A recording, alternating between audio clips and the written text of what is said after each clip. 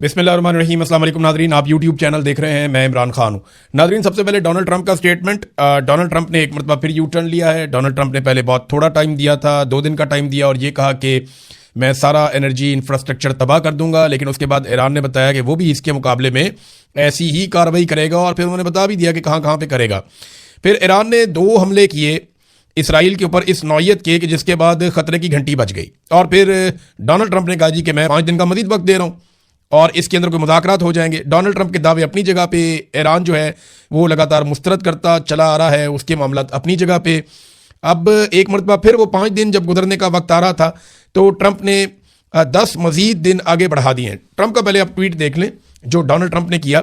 ईरानी हुकूमत की दरख्वास्त के मुताबिक बराए करम इस बयान को इस बात की नुमाइंदगी समझा जाए कि मैं तवानाई के प्लांट्स की तबाही के अमल को 10 दिन के लिए रोक रहा हूँ, जो पीर 6 अप्रैल 2026 शाम 8 बजे ईस्टर्न टाइम तक मुअत्तल रहेगा।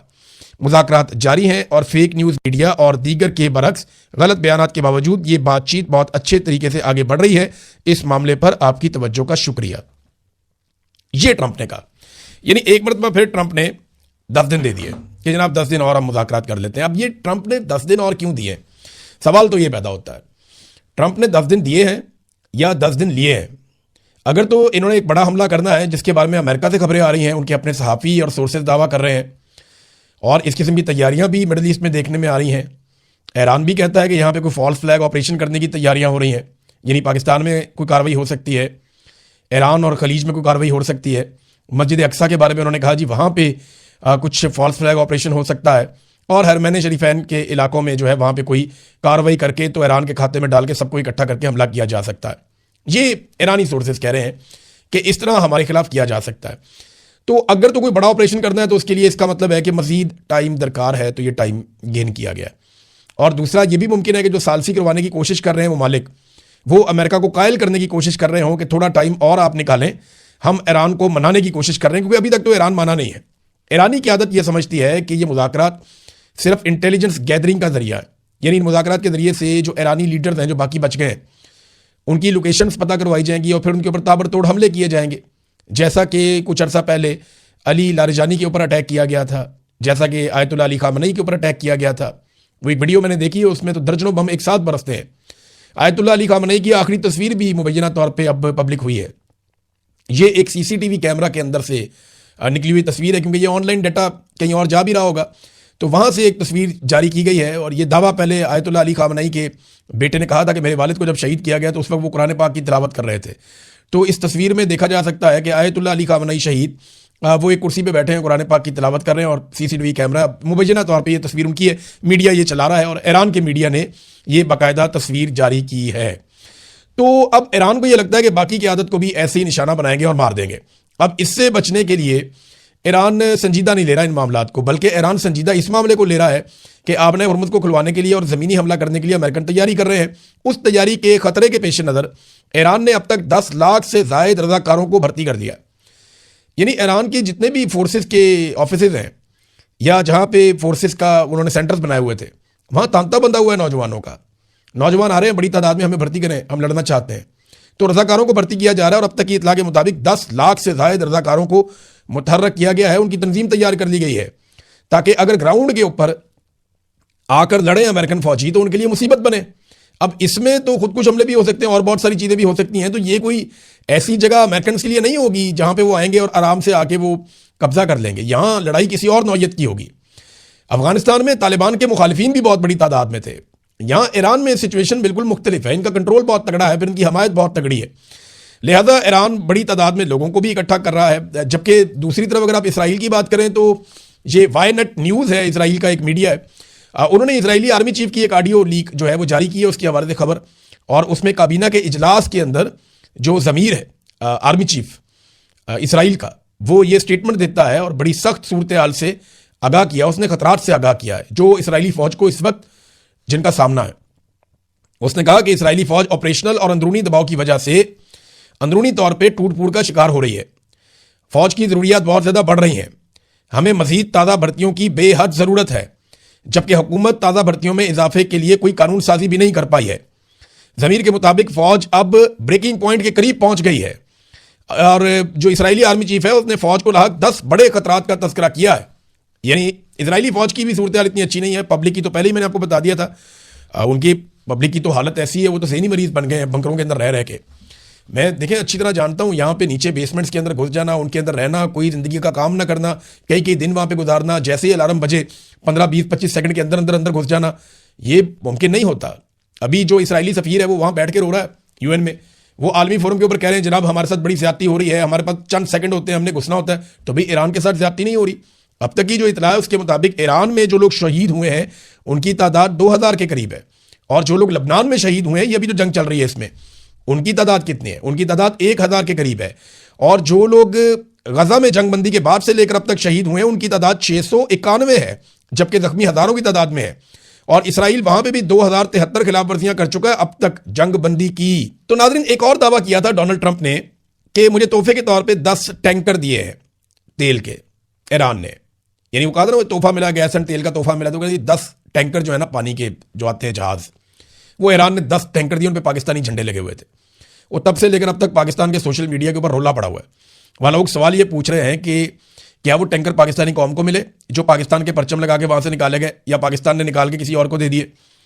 क्या वो हमारी कौम के लिए थे या किसी और के लिए थे? क्योंकि डोनाल्ड ट्रंप तो कह रहा है कि वो हमें तोहफा मिले हैं, तो पाकिस्तान ने अपने झंडा देकर निकाला, तो क्या पाकिस्तानी कौम को धोखा दिया गया या ईरानी हुकूमत को धोखा दिया गया? इस किस्म के सवालात लोग बार बार पूछ रहे हैं। बार बार लोग कह रहे हैं कि जनाब ये ज्यादती की गई है। और डोनाल्ड ट्रंप का देखें, डोनाल्ड ट्रंप का ये प्रॉब्लम है, वो हर चीज़ खुलकर बता देता है, वो बात छुपा कर नहीं रखता, वो बात बाहर आ ही जाती है। लेकिन इसकी हकीकत कितनी है, मैं आपको एक और चीज़ भी पढ़ के बताता हूँ। ये डाटा आप देखें, ये मैप के अंदर आपको नजर आ रहा है। अभी मैं आपको डिटेल में मैप दिखाता हूँ थोड़ी देर में। ये मैप के अंदर नजर आ रहा है बाकायदा जो टैंकर्स गुजरे हैं, बहरी जहाज जो गुजरे हैं बंदर अब्बास के करीब से, आबनाए हुर्मुज़ में से, ये उनकी तादाद के हवाले से एक डाटा है। और जुमेरात को सिर्फ 2 ईरान से मुंसलिक LPG कैरियर्स ही खलीज फारस से निकलते हुए देखे गए। हो सकता है ये डोनाल्ड ट्रंप ने कहा ये वही हो, और पता नहीं पाकिस्तानी झंडे के हवाले से कोई तस्दीक नहीं हुई। अगरचे कुछ जहाज सिक्योरिटी की वजह से अपना ट्रैकिंग सिग्नल बंद कर देते हैं, मगर मौजूदा हालात में ट्रैकिंग सिग्नल बंद करना भी खतरे से कम नहीं है, सारे चला के जाते हैं। पिछले चंद दिनों से सिर्फ 4 जहाज बाहर निकले हैं आबनाए हुर्मुज़ में से, जिनमें से 2 बल्क कैरियर्स, 1 कंटेनर शिप और 1 LPG कैरियर शामिल है। तो ट्रंप के जहाज कब निकले? सवाल तो ये पैदा होता है। और अगर निकले हैं वो पाकिस्तानी झंडे लेकर, तो पाकिस्तानी हुकूमत को इसका जवाब देना पड़ेगा। पाकिस्तानी हुकूमत हर बात का जवाब देती है, हर एक को जवाब देती है, लेकिन अमेरिका को जवाब नहीं देती। अमेरिकन कुछ भी कहें, मार्को रूबियो ने कहा कि इन्होंने अर्जी डाली है गजा में फौज भेजने के लिए, आज तक एक लफ्ज़ नहीं बोला। इंडिया को भी ज़्यादा जवाब नहीं देते। इंडिया ने हमारा पानी बंद किया हुआ, उसके ऊपर बिल्कुल चुप है। इंडिया का जयशंकर जो है उसने दलाल का लफ्ज़ इस्तेमाल किया, उसके ऊपर ये नहीं बोले। ईरान में बच्चियां शहीद हो गई इतनी सारी, 170 के करीब, नहीं बोले। अमेरिका ने मुज़ाकरात के बीच में जंग छेड़ दी, ये उसके ऊपर भी नहीं बोले। मार्को रूबियो ने इनका पोल खोल दिया, उसके ऊपर भी नहीं बोले। लेकिन जैसे ही इमरान खान के बेटे ने कहा जनाब कि ये पाकिस्तान में इंसानी हकूक़ की खिलाफ वर्जियाँ हो रही हैं, दुनिया उसका नोटिस ले, तो इन्होंने जनाब मुंह से झाग निकालते हुए रस्से तोड़ा के इनके वुज़रा, जनाब अस्करी किस्म के वुज़रा, वो आके बैठ गए प्रेस कॉन्फ्रेंस करने के लिए। उन्हें शर्म भी नहीं आई कि वो एक जाली खबर के ऊपर, एक फेक न्यूज़ के ऊपर प्रेस कॉन्फ्रेंस कर रहे हैं। पाकिस्तान में हर एक के ऊपर ये पीका लगा देते हैं और खुद जाली खबर के ऊपर पूरी प्रेस कॉन्फ्रेंस करके निकल लेते हैं। ना कोई इन्हें पूछने वाला, ना कोई इनसे सवाल करने वाला। और मैं तब से लेकर अब तक ये पूछ रहा हूँ, भाई वो जगह ही दिखा दो जहाँ पे GSP+ के खिलाफ कोई बात की है इमरान खान के बेटे ने, कोई स्टेटमेंट दिखा दो ना, कोई एक जुमला दिखा दो जहाँ पे हम भी तो ये खबर दें, हमें भी तो पता चले। अब पाकिस्तान के मीडिया के अंदर ये खबरें दे रहे हैं। चले मैं एक चैलेंज करता हूँ, ये जियो न्यूज़, एयरवाई न्यूज़, ये लोग चला रहे हैं ना, एयरवाई चला रहे हैं, तो ये यहाँ पे जो बरतानिया में इनके नुमाइंदगान हैं उन्हें एक बीपर दे दें इसके ऊपर। जो बरतानिया में इनके नुमाइंदे मौजूद हैं या यूरोप में इनके नुमाइंदे मौजूद हैं, उन्हें कहें जी इसके ऊपर एक बीपर दे दें, फिर देखें आप तमाशा कैसा लगता है। यहाँ पे केस हो जाएगा 1 मिनट के अंदर। तो पाकिस्तान में खबर दे के बच जाते हैं ये, क्योंकि वहाँ पे कानून लॉन्डी बना हुआ है एस्टेब्लिशमेंट के घर की।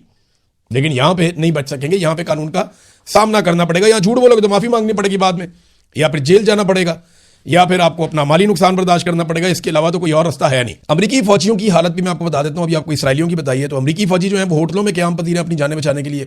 वो प्राइवेट दफातर में और होटलों के अंदर घुसे हुए हैं। और ईरान ने ये इल्ज़ाम लगाया कि वो शहरियों को ढाल बना रहे हैं। ये अराक्ची ने कहा है, अब्बास अराक्ची ने। और बार बार जो तर्जुमान है ईरानी फ़ौज के, वो ये शहरियों से कहते हैं कि हमें इतला दें कि ये कहाँ पे छुपे हुए हैं, हम इनके ऊपर अटैक करेंगे। पाकिस्तान में जो ईरानी एम्बेसी है उसके सेक्रेटरी जनरल ने अक़वाम मुत्तहिदा से एक सवाल किया है। लेकिन इस सवाल से पहले मैं आपको ये बताता हूँ कि एक्चुअली अराक्ची की जो अब्बास अराक्ची हैं उनकी बात हुई है और उनकी बात हुई है अक़वाम मुत्तहिदा के अंतोनियो गुतरेस से, और उसमें उन्होंने बताया जनाब कि हम जो हमला कर रहे हैं या ये जो सूरत हाल है इसके पीछे रीजंस क्या है, और उन्होंने अपना मौक़िफ़ पेश किया इराक़ी ने। लेकिन इसके ऊपर जो पाकिस्तान के अंदर ईरानी एम्बेसी है उसके उन्होंने सेक्रेटरी जनरल अक़वाम मुत्तहिदा से एक सादा सवाल किया। उन्होंने कहा जी आपकी खिदमत में इंतहाई एहतराम और अकीदत के साथ अर्ज़ है, क्या हमें इस बात पर भी माजरत करनी चाहिए कि हमारा मुल्क खित्ते में मौजूद अमरीकी अड्डों के दरमियान में क्यों वाक़ है? यानी हमारा मुल्क ही ऐसी जगह पे है जहाँ चारों तरफ अमेरिका ने अपने अड्डे बनाए हुए हैं, वो क्यों बनाए हुए हैं? क्या इस बात पर भी हम ही माफ़ी मांगे? ये उन्होंने सवाल किया। नाज़रीन, मैं आपको लेकर जाता हूँ नक्शे की तरफ, क्योंकि वहाँ सिचुएशन कोई इतनी सिंपल नहीं है। आज आपको नक्शे की मदद से समझाते हैं जो मिडिल ईस्ट का नक्शा है कि यहाँ एक्चुअली फड्डा है क्या। जी नाज़रीन, अब आ जाए जरा यहाँ पे नक्शे के ऊपर। यहाँ पे हमें जरा समझने में आसानी हो जाएगी, मुझे भी थोड़ा सा समझाने में आसानी हो जाएगी। सबसे पहले तो नक्शा ठीक करते हैं ना। यहाँ ये एक नक्शे में गलती है, उसको जरा ठीक कर लेते हैं, क्योंकि इस नक्शे में कश्मीर को भारत का हिस्सा दिखाया गया। नॉर्मली ऐसे ही होता है, वो सारी दुनिया के अंदर जो है वो मैप इसी तरह के बनते हैं, क्योंकि इंडिया का इन्फ्लुएंस बहुत अच्छा है। वैसे भी उनके कब्जे में है, हमने छुड़वाया नहीं अभी तक, पाकिस्तानियों ने। फौज ने दावे तो बड़े किए लेकिन अभी तक नहीं छुड़वाया। अब जरा आप इस नक्शे को गौर से देखें, लड़ाई हो क्यों रही है, फसाद की जड़ एक्चुअली क्या है, और किस इलाके में ये लड़ाई हो रही है, रीजन क्या है। ये है जी पर्शियन गल्फ।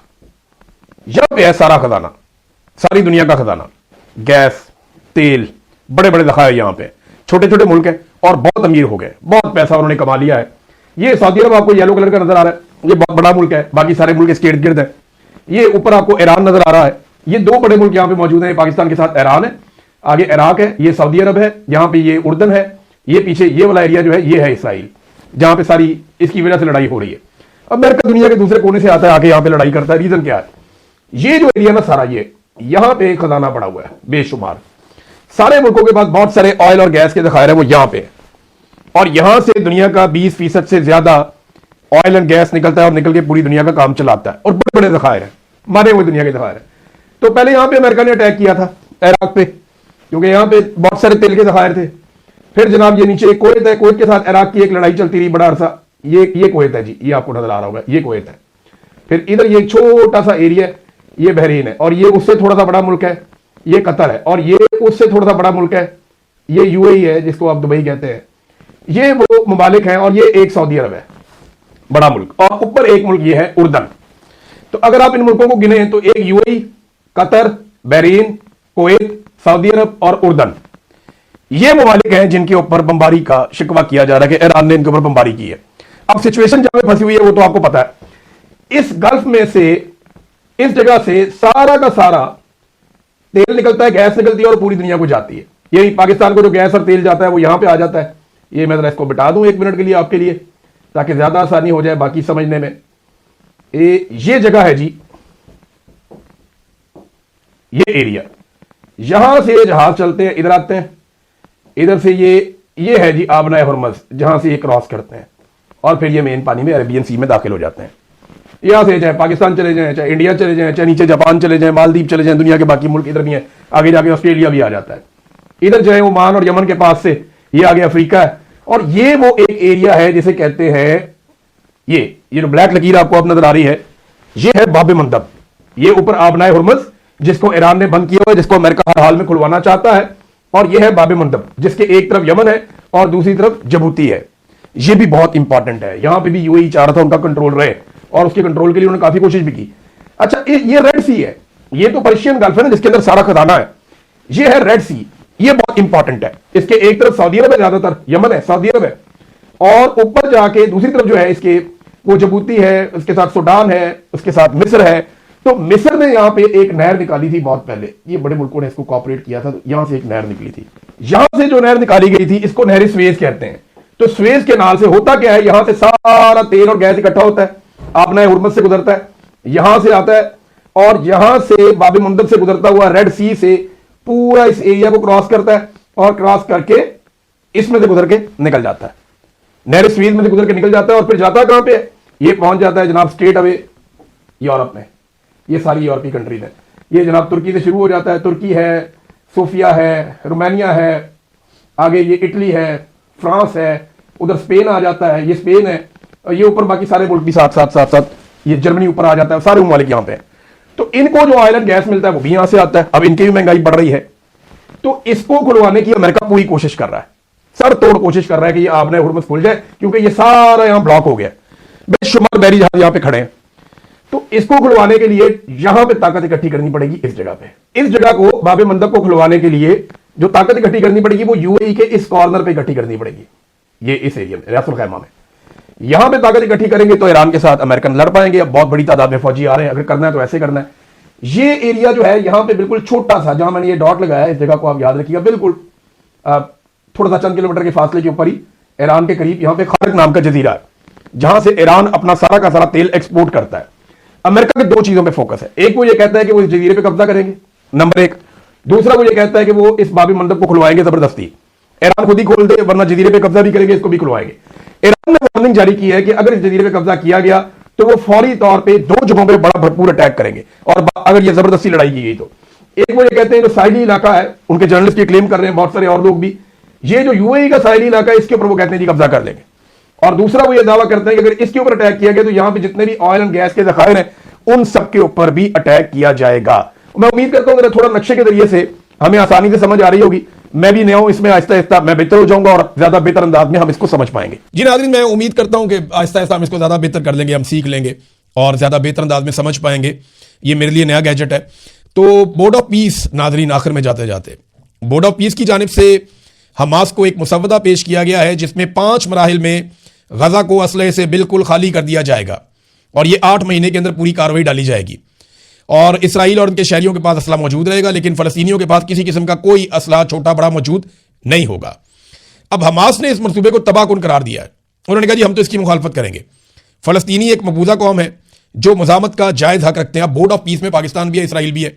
तो सवाल यह पैदा होता है कि क्या पाकिस्तान इसराइल से पूछेगा या अमेरिका से पूछेगा कि जनाब ये किस किस्म के मुतालबात हैं? आपने तो कहा था कि चीज़ें मिल बैठ के तय होंगी, तो ये तो आपने मुसल्लत कर दिया सारा कुछ। और एक और अजीबोगरीब खबर चल रही है इंटरनेशनल मीडिया में, पाकिस्तान उसकी भी तरदीद नहीं कर रहा। खबर ये चल रही है इसराइल टुक ईरान्स इराकची एंड कालिबाफ, ये जो स्पीकर है कालिबाफ और इराकची जो वज़ीर ख़ारजा हैं, ईरान ने उनके नाम निकाल दिए हिट लिस्ट में से पाकिस्तान की रिक्वेस्ट के ऊपर। और ये पाकिस्तानी सोर्सेज कह रहे हैं और आलमी मीडिया में छप रहा है। आप अंदाजा करें, पाकिस्तान इसराइल को तस्लीम ही नहीं करता, तो पाकिस्तान इसराइल से कोई मुआहदा कैसे कर सकता है, कोई बात कैसे कर सकता है, कोई रिक्वेस्ट कैसे कर सकता है? भाई आप जिसको मानते ही नहीं है आप उससे रिक्वेस्ट कैसे कर सकते हैं? तो पाकिस्तानी सोर्सेज ने खबर दे दी, आलमी मीडिया में छप भी गई कि जनाब हमने इसराइल से कह के कुछ ईरानियों के नाम निकलवा दिए हिट लिस्ट के अंदर से, और वो कह रहे हैं जनाब हम तो उनको तस्लीम ही नहीं करते। ये कौम को बेवकूफ बना रहे हैं। ये रल मिलके वो काम कर चुके हैं जिससे कायद-ए-आज़म मोहम्मद अली जिन्ना ने मना किया था। अब सिर्फ इन्होंने ऐलान करना है। अब तक के लिए इतने, अपना ख्याल रखिएगा, अपने चैनल का ये लाभ है।